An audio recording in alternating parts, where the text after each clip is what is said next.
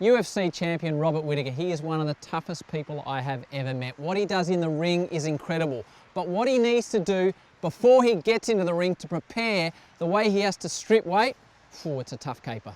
What did you say? You fight at 84 and you're normally 96? Yeah. So talk me through the process, the mental and physical process. I've seen it with jockeys, but of trying to strip weight. It is terrible. It is terrible. It is.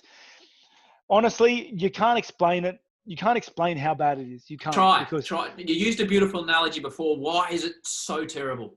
Because you've never felt anything like thirst. True thirst. Wow. True dehydration. Where to the point where you're losing your hearing, you're losing your sight. Your mouth feels like sand.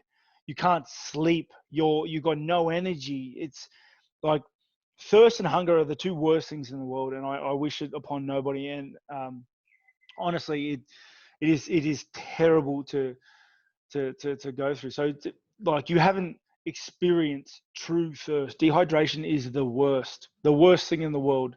There is nothing like it. It makes you forget everything. It makes you not want anything. There is nothing in the world more important to you than like a sip of water when you're that thirsty. Wow. Talk to me about your sight and your hearing when you're dehydrated. Yeah, well, because your body needs water. Your organs need water, and you start taking that water away, your organs start to shut down. You know, there have been guys that have died cutting weight. There have been guys that have died in saunas. There have people who die of dehydration. Like there's millions. Like it's throughout the ages. It's one of those things.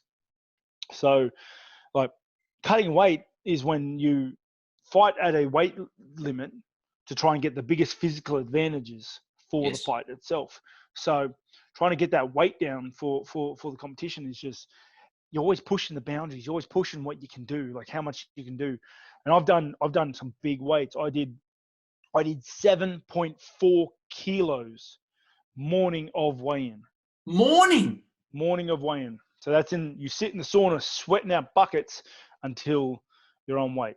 And I did 7.4 kilos. I've done a lot of big cuts. That was the biggest one I've ever done. And it's hard, very, very hard.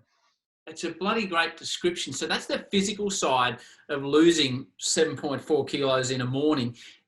How do you get through it mentally when you've had enough, when, you know, the physical side effects come into it? Where do you go mentally at that point?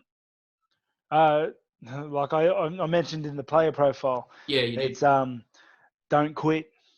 Don't be a quitter. It's always in my head. I will not quit. I cannot quit. I refuse to quit. And I don't know why, but it's always stuck with me. It's always in my head. Just don't quit.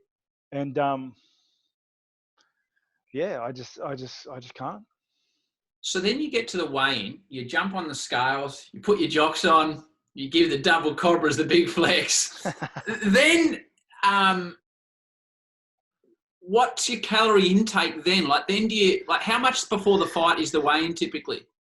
24 hours. Typically. Okay, so if you hit the 84, what do you then typically fight at, and what can you do in that period? 93, 94.